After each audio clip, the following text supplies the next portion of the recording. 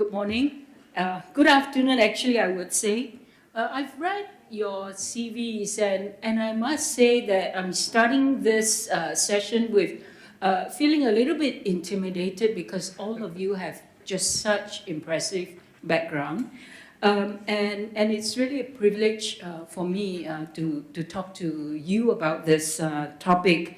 And this is a challenge on the implications to every aspect of organization success in the empowering leadership, especially in navigating gender dynamics in the workplace. This first 15 minutes, I'm not going to share a lot about gender specifically, male, women. Gender, male, women, it's a very visible difference. And I think the challenge now is really peeling that onion and going deeper in what's causing the differences. And it's just not related to gender, it's related to experiences that you have, exposures that you have, and also the relationships that you have. So I just want to broaden that discussion a little bit. And as we look at 2024 and we look at the workplace environment, and actually I would say the observation I've made is the workplace and even the world is a lot more diverse. But yet at the same time, it's actually more divisive than ever. We've seen major elections. There are about 64 countries around the world that's going through election this year. And the outcomes, the discussion leading to the election outcomes has actually been quite polarized. And I thought as a result of that, what I wanted to do is just adapt some slides from Edelman Trust Barometer. Most of you, can I just get a sense in the room so I don't repeat myself? Who's heard of or read reports from this Edelman Trust Barometer?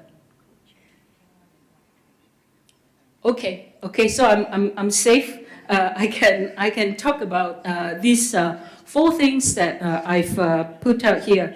First is and these are emerging insights. Edelman is a company that studied trust for more than 20 years. In fact, this year is its 24th year.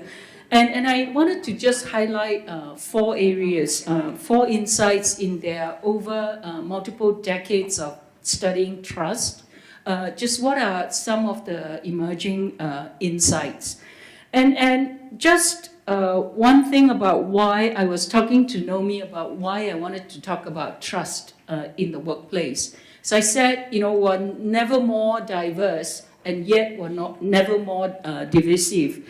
And actually, distrust actually creates polarization.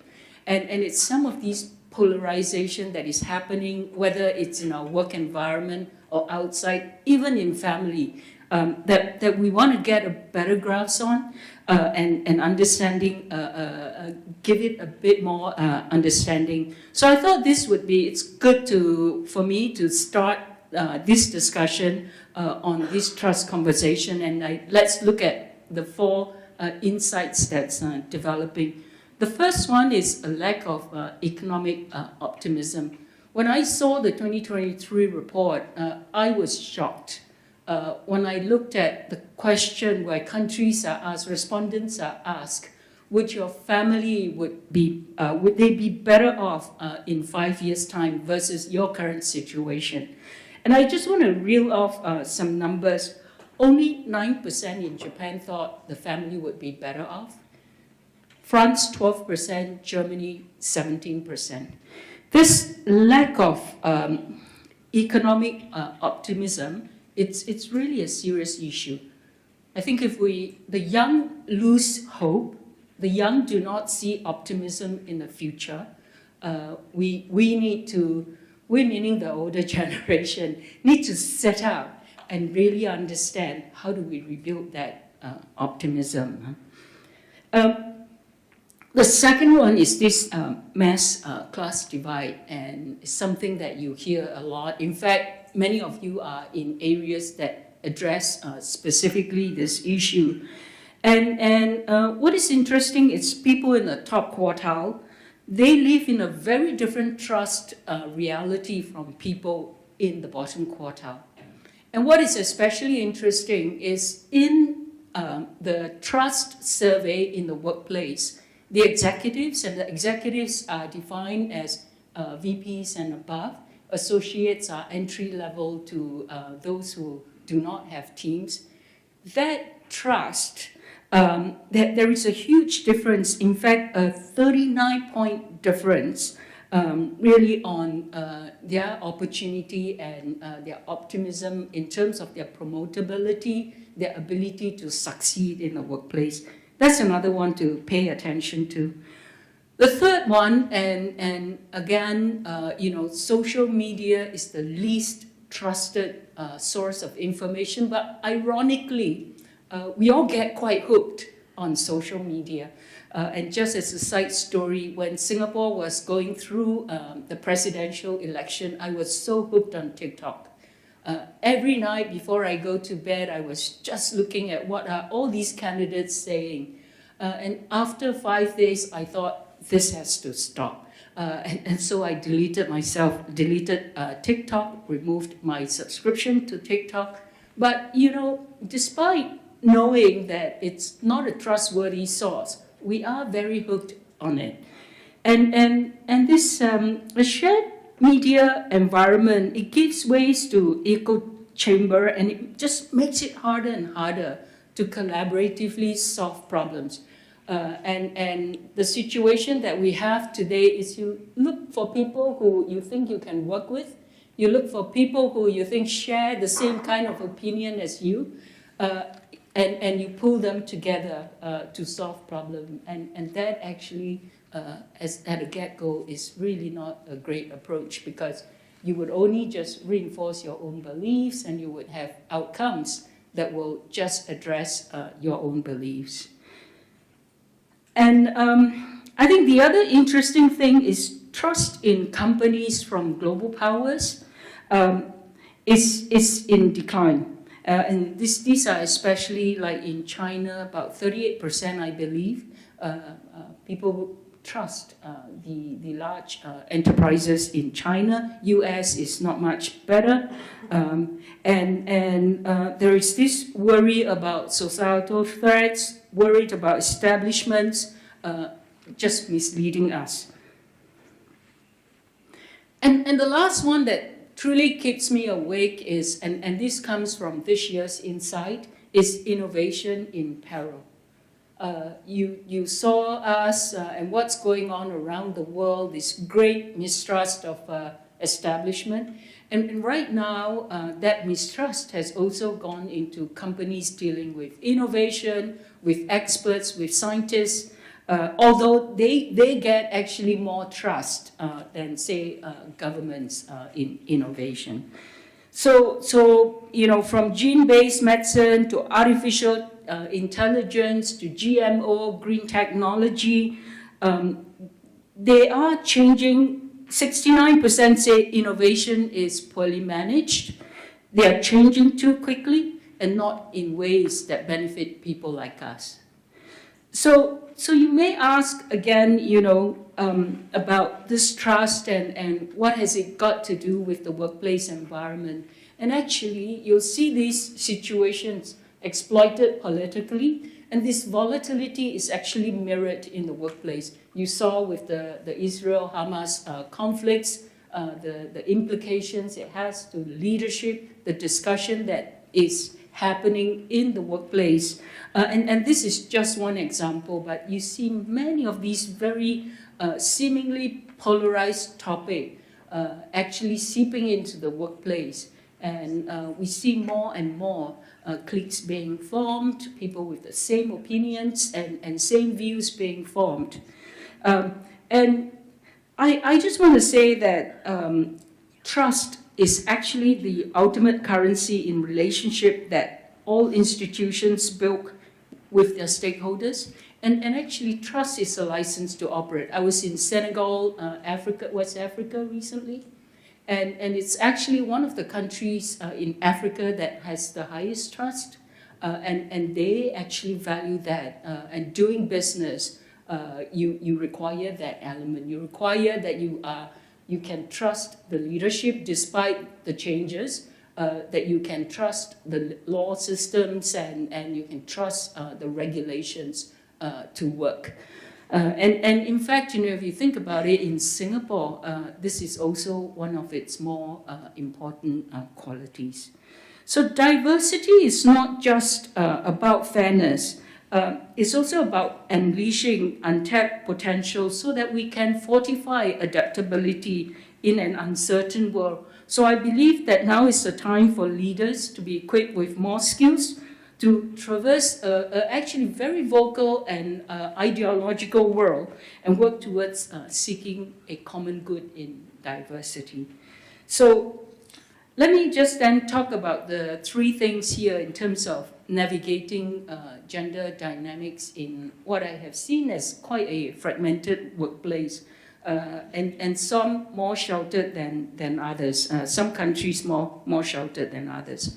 So I want to talk about redefining power, and this is leadership as empowerment. I actually describe empowered leadership in many ways as distributed leadership, and it's about enabling others to succeed. To navigate gender dynamics effectively, we need to redefine power, shift it, tip it over from control, from this tight leash, to really allowing people to experiment, people to fail a little and learn a lot.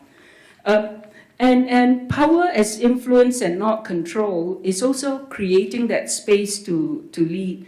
And a lot of times, the good empowered leaders recognize that their role is not to dominate conversations. In fact, their role is to listen and to support and encourage. And this shift is quite important in my mind to really navigating gender dynamics. You need leaders who are open to listening to diverse perspectives and views. And one thing that is coming up, and I mentioned this briefly, is this intersectionality in through a leadership lens. A lot of times, we use a very black and white indicator. We looked at gender. We say women in leadership position or women percent of women we recruit.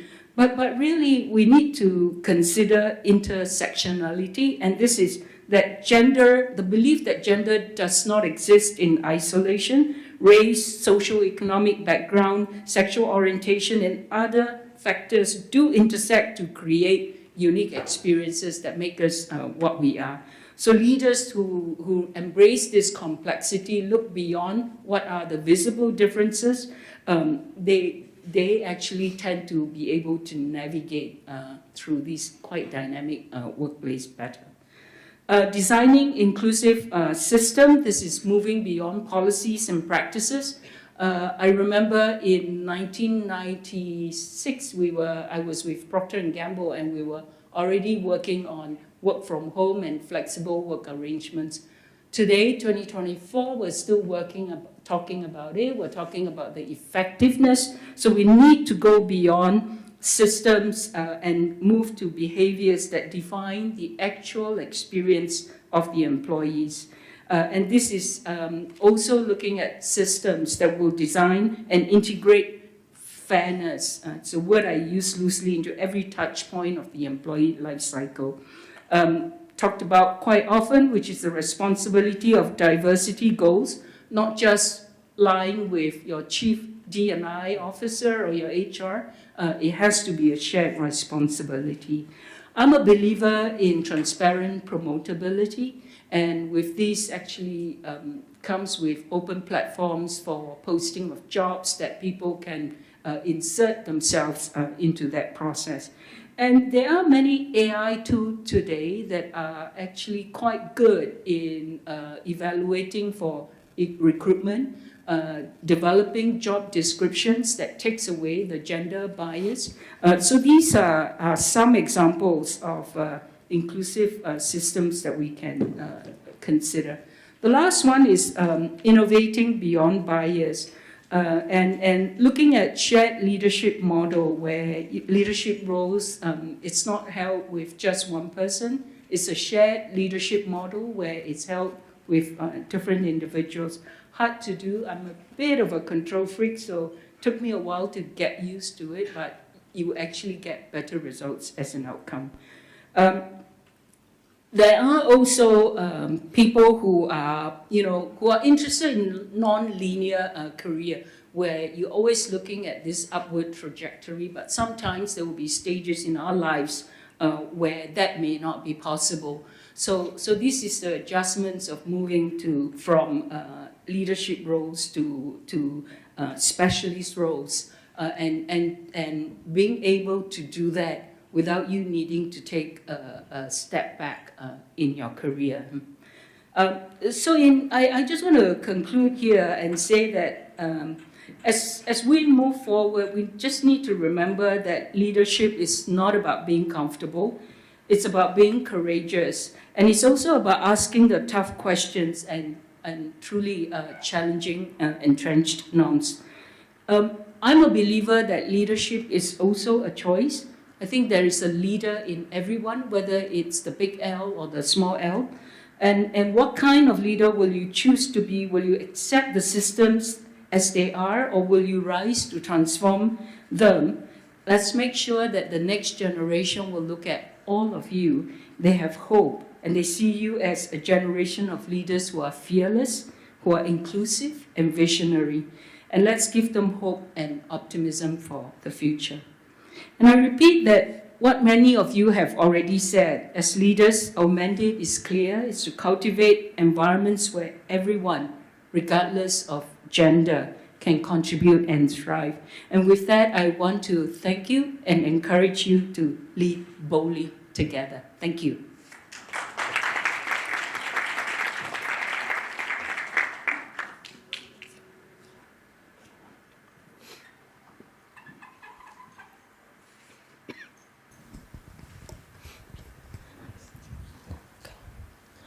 Thank you so much, Ms. Jiang. It's been an honor to have you, and thank you so much. I know you just flight last night, and thank you for taking your time to be here. And for all of us in the room, we had a very interesting session on leadership where we asked a lot of questions, of course, and of course, trust did came up in our discussions and throughout the session. So. As we discussed early, I think we could start off with the trust. You said that if you don't have the trust, your leadership is tested, and then there is a dividend in all forms, I guess. So because you have an incredible career and a leadership role, not just a single sector, but a various sector, and of course navigating through very different cultures. Because I think as a leaders from around Asia and around the world, and giving our a future, I think we will navigate through. There's not just different roles and understanding a perspective of leadership, but different cultures as well. So how you learn to build a trust among all these amazing roles that you've been, and what kind of challenges you've been faced. It's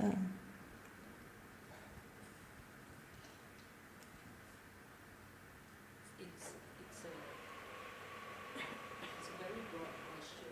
It's not all I need to turn it on. Okay, yeah. Fundamental principle. Okay, yeah. How do I build trust?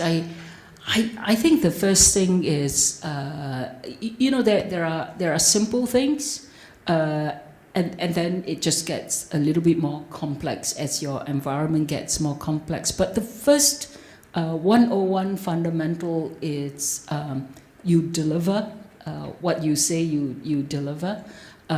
You are quite overt about what you stand for and the values, and so if you take a wrong step, if you make a mistake, if you have that trust, you are given some leeway to adjust and to actually recover.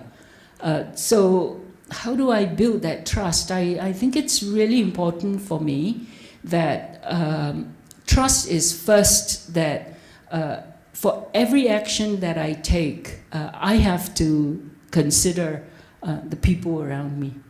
That people always has to be in the center of my consideration. Because throughout your career, you have to make some really tough decisions that would impact careers, impact livelihood. And therefore, the starting basis for me is always people at the center of consideration, then all the rest follows. And then, we also discussed about that too, that as a leader, we have to consider it's not about leading, but it's what do you present for them, and how you make sure you're not leading with a purpose, but how you consider their needs and the way you move forward. And then I was interested because I was reading your bio and I was looking at many different roles you were playing, and because we, I think, all in the process of a journey to become a leader or a person that we wanted to become. And then I wanted to ask about I work in the film industry, so we call it the exciting incident in your career trajectory that make you the leader you are today, and what kind of advice that you would give to our fellows in the room. Actually, as I said earlier, when I read through all the CVs in the room, I was actually quite floored. I was quite awed by what many of you are doing, and you know, when we get into the question and answer afterwards, I also would like to hear some of your thoughts and views to that question. I came from quite a humble background. The age that I'm in, I came from an era where the women has less value than the man. I think that shaped me from a really young age, in that, you know, I say I must have an equal voice in the way that my life journey is charted, throughout that. You know, I've always thought of myself, when you talked about the moments of truth, I always don't think of myself as a woman or a male, or whatever gender is just never top of mind.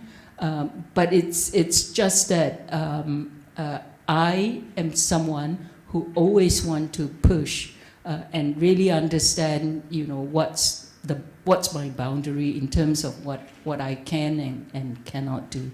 So I think the last, if I may call, moment of truth was really the transition from an IT function. So I was asked if I wanted to be a group CIO as in information, or these days is called Chief Digital Officer of my last company, and I said no. I really wanted to test myself, and I wanted to run a business. So it's a lot more exciting in my mind to run a business, because you're forefront, and it's really not just about delivering the financial goals. It's also about carrying an organization in a region. So I had Asia Pacific, Middle East, and it's really carrying an organization to see the possibilities of what it can achieve, and being able to set a goal and say, you know, in 5 years' time, I want to grow this into a 1 billion net profit company, and to double business like that, it's not business as usual. You really have to trust that your team will be adventurous, You have to give them space to, you hear me use the remark of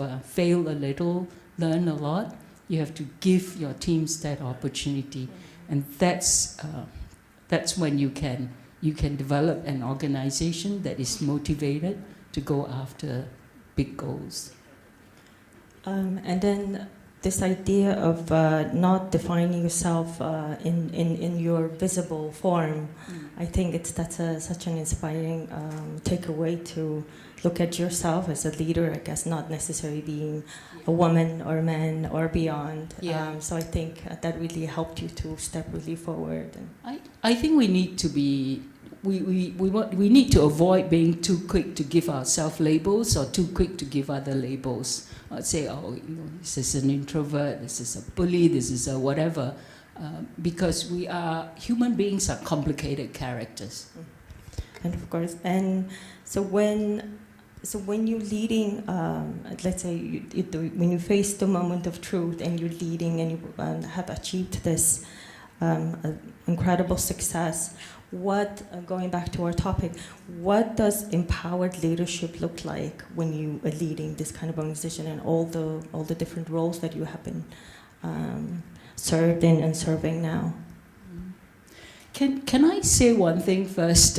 You know, a lot of people look at my CV and say, "Oh, you've been really successful" and all those things. But frankly, you know, if you look at my background, it's very non-diverse. You know, it's all MNCs and it's just your usual. You grow in your career trajectory. So I just want to encourage us to think about success in the broader sense. You know, like your background, Nomi, how you started, and you talked about how being a contortionist allow you to look at things from different angles. And just many of you around this room, when I looked at your background, a lot of you have a great sense of purpose, and you're going after that purpose. You are not going through that tried and tested route that I went through. And I just encourage, you know, for you to just stay on the course that you've taken and just be driven by the purpose that you have.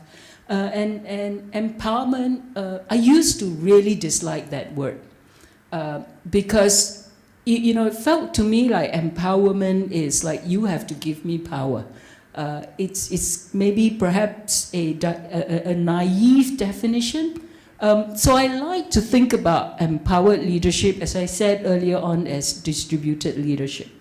And then the second thing is, I said leadership is a choice. I don't really need someone to tell me that I am a leader, therefore go act like a leader. I think a lot of us has leadership in us, and ultimately it's a choice, and leadership is not easy.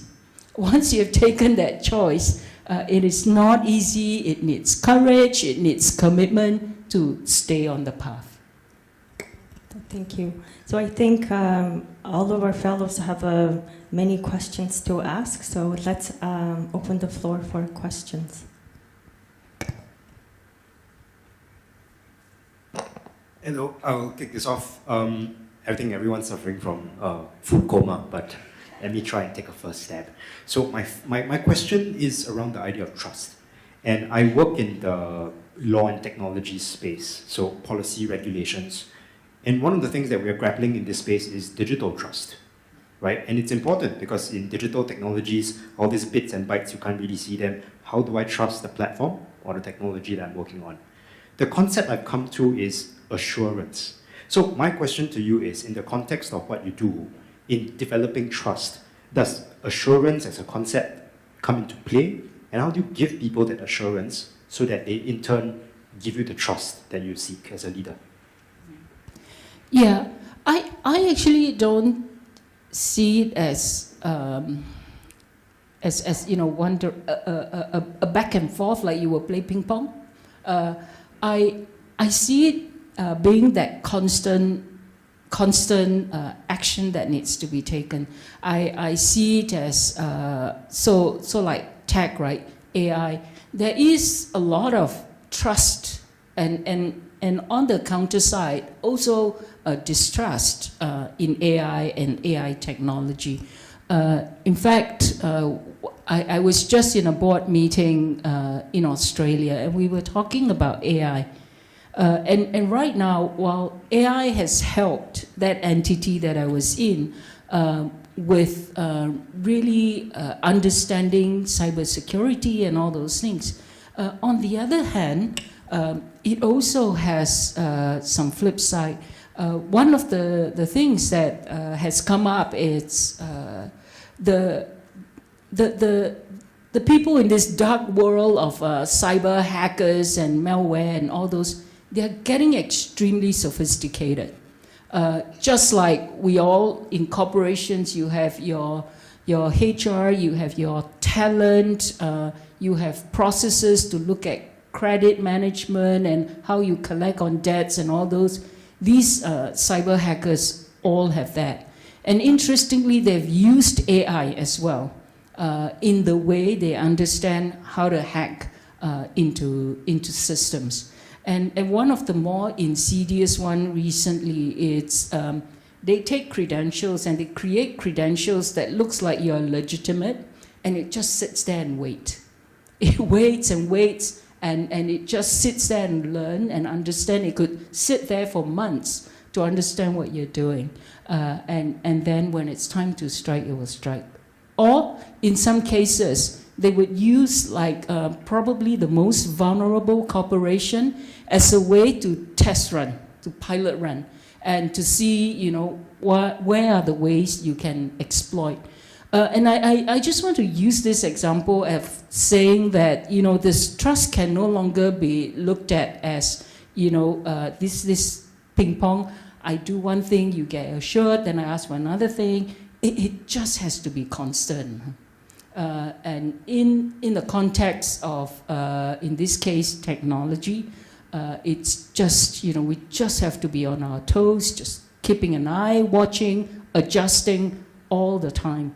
And in the work environment, it's the same as well. A lot of times, you know, one of our ex-CEO of Shell always say, it takes a bicycle ride to achieve the reputation that you want, and it's a Ferrari drive to lose it. So you have to take it as a responsibility that is top of mind all the time. Yeah, thank you. Thank you for the response. Apologies, I realized I was being rude. My name is Josh from Singapore. Thank you.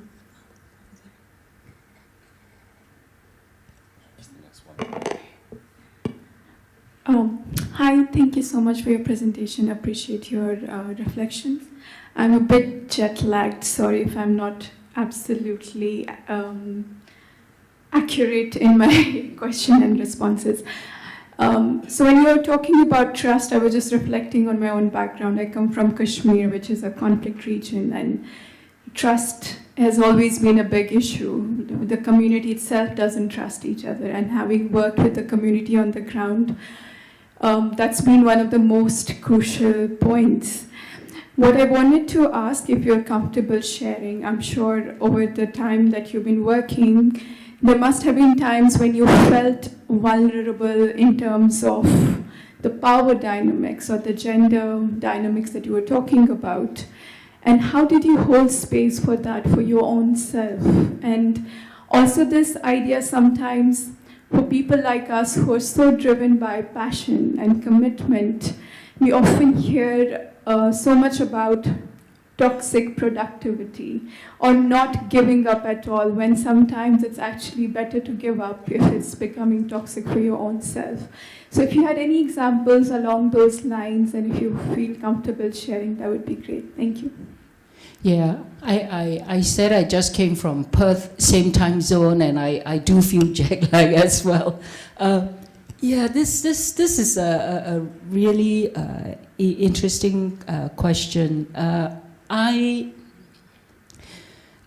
You know, I looked at perhaps trust and loyalty. It goes hand in hand, and maybe I give two examples. The first one, I'll go back to trust and loyalty, but just first one in terms of how I cope. And different people cope differently. I was telling Nomi that if I spend days in whether it's a conference or a meeting or whatever, and I'm constantly needing to put up a face of energetic, and just like you said, not jet lag, although I felt terribly jet lag, I need some time to be on my own. So the way I cope is I take time off. Every once in a while, and it would usually be about, I make sure at least a quarter. I would just have a day where there is no agenda, and I talk to myself. I give myself pep talks, and that's how I cope. There are times when in your toughest moment, you just have to. For me, it's just me really evaluating what I'm doing and whether I'm still on the right path. And if I am, then that gives me energy to move forward. But that's just me. Many people cope differently. Then I want to talk about trust and loyalty. I talked about this business that I run where we wanted to double the net income over a 5-year period. This is the Shell Lubricants business, and we work with some of the poorest regions, actually. So you talk about Kashmir, India, the farmers, every time just close to harvest, you see a spike, right, in farmers taking their own lives because that's due, and the crops were not achieving the yield, and so they took the step that they thought would sort of get rid of the problem. And the other one is in Pakistan, and that was looking at, if you've been to Pakistan, the trucks and the roads, it's actually one of the most hazardous jobs. And what was, again, by the way, I sidetrack and say one of the best ideas that I've had on the business is just sitting around a table by the swimming pool and just talking about the issues and the concerns that we have. It's not in a meeting room like this. And so the idea came about that, if we spend, we meaning at that time in Shell, if we spend over 300 million a year on advertising, why are we not putting those money to good use? And so the idea then came about in Pakistan. It was about setting up eye checks in pit stops. And you know what the shocking realization? 75% of these truck drivers needed glasses. And so they've been driving around without help, with very bad visibility in some cases. And so putting that pit stop, getting the truck drivers knowing that they have they need help with their eyesight, and then bringing in opticians, and we had opticians actually wanting to be part of this program to fix the eyesight of these truck drivers. And you imagine the amount of trust that Shell got and the loyalty. That really also impacts the bottom line. And with the farmers, it was really two things. It was one, helping them with knowledge of insurance and how that helps them with their business. And then the second one is just bringing in the John Deere's, the more sophisticated agriculture entities to talk to these farmers about yield, productivity, and all those things. So a lot of times, we are all very focused on really delivering the bottom line, but I've seen where when you focus on, again, I call it people at the center, the business results will follow. please. Hi, my name is Shah. I'm from Bangladesh. So I wanted your opinion on a topic related to number 3, innovating beyond bias, like the workplace, the future of workplace itself. It's a bit of a controversial perspective and is probably triggering for anybody who's involved with tech as well. After COVID, there has been a lot of progress regarding, adopting work from home and utilizing AI for a lot of like the tasks that we're doing on a day-to-day basis. But then there are also limitations to this as well, right? We're also losing the human touch. Yes, telemedicine is able to connect a patient in the last mile with a doctor. That could have been done before, but then again, you also need the human touch from the doctor to be able to diagnose the patient properly and solve the disease out there. And it's also a thing where AI and like the digital workspace area, the entire digital area is a Pandora's box, because with the solution comes in a lot of problem as well. So my question is, will digital workplace and these AI tools be better for a future in terms of connectivity, or will it create a society that becomes less human and empathetic? Will we prefer connectivity more over less effectiveness and empathy? So just wanted your opinion on that. That's such a, I think that is a hot topic now, isn't it? I think if you ask different socio-economic background, different ages, you get very different answers. So I would give my own perspective, and I want to tie it to the hat that I have right now as the chair of the NTU, the Nanyang Technological University Board of Trustees. Observing what happened during COVID, where we tell students they can't come into the classroom. They all go into their own little places, flip on the computer, and the lessons are conducted there. And we say, this helps you as well. These are pre-recorded.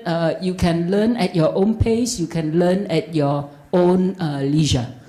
And what in talking to the students, and what I've learned is that during this period, again we talk about diversity, right? Individuals learn at different pace. They have different ways of learning. The really bright students and somewhat lazy, they like this flipped classroom. They like this, I learn when I need to and all those.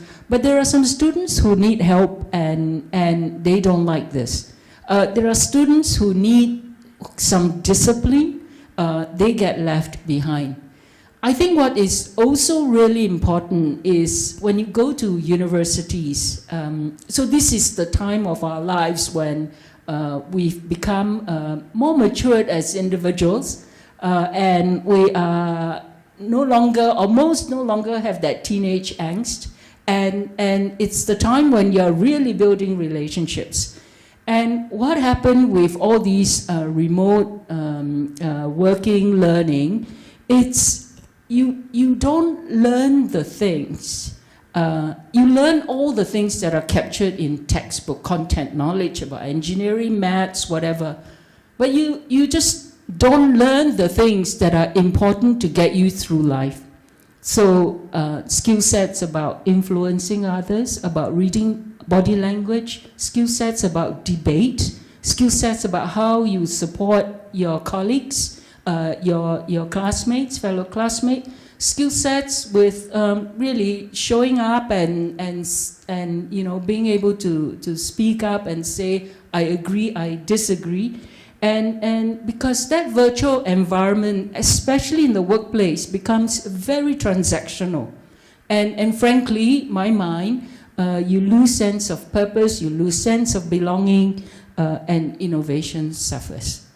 So call me old-fashioned, I like to see people back in physical spaces. And so I just want to end with this because it is so important In my role as chair of the NTU Board of Trustees, we've now engaged a piece of work to bring vibrancy back to the campus, to design spaces, because you cannot just tell, these days the young have a mind of their own. They are brought up to say, my opinion is important, so they have a mind of their own. And so you have to create that reason for why they would want to come into the universities. So we're trying to create more interesting spaces, curate programs that will actually draw children to the university. And actually, interestingly, in Singapore, there is this school system called ITE. It's the Institute of Technical Education. And these are usually the students who don't do so well. And absenteeism, it's a really big issue. And you might be interested, Nomi, one of the things that with these schools, they have a very robust music program. And so it's the music, the dancing, and all those programs that actually brings the student to school. And once you get them to school, they will learn other things. Good. Thank you for the questions. And I think speaking to the questions of trust and your answer, I guess I think the word distributive leadership, I think, really comes in handy, especially when you're not building a trust for yourself, but you're learning to trust other people, and you kind of doing this distribution of leadership and really helping us to kind of build this trust. And I really like the point that you made about taking a break and really take the time for yourself to look into yourself and really align yourself, I guess, with your goals and the mission you have.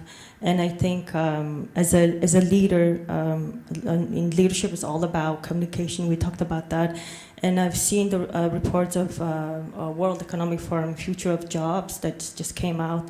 And the top 10 soft skills that require to be, in the next 5 or 6 years is really about these soft skills that you bring in when you're sitting around in actual classroom or you're attending and you have interaction, more human interactions, and you get these soft skills where you kind of learn how to read the people, you express yourself more, and a lot of these soft skills are built with the human-to-human interactions. And I think these are the skills that a lot of the leaders probably in the future needs to have. Yeah, I think we always think, if you're a leader, you must have all the answers. But the truth is actually quite far from that. I think you will be a much better leader if you look at yourself as not having the answers all the time, that the team could surprise you by being even better with the solutions they propose. Yeah, I remember I was being part of a similar workshop at the Davos back in 2016, and we were talking to one of our lead speakers, and he said, I think the best advice that I could give to you as a young leader is that my idea is not better than the others. So it's you always have to accept the idea that others will have better ideas, better solutions, and that you give the trust and distribute the leadership and so on. And I wanted to, the next question I wanted to ask was that so looking into the future, I know you presented a key point here, but as a leader and to the leaders in the room, what would be your best advice? I know we're going through, like you said, you had a quite, you were working, you're starting a career at a time that was really booming, but now we're in a situation where we are facing a lot of uncertainty in the future. So as a leader and for the rest of the room, what would be your best advice to us?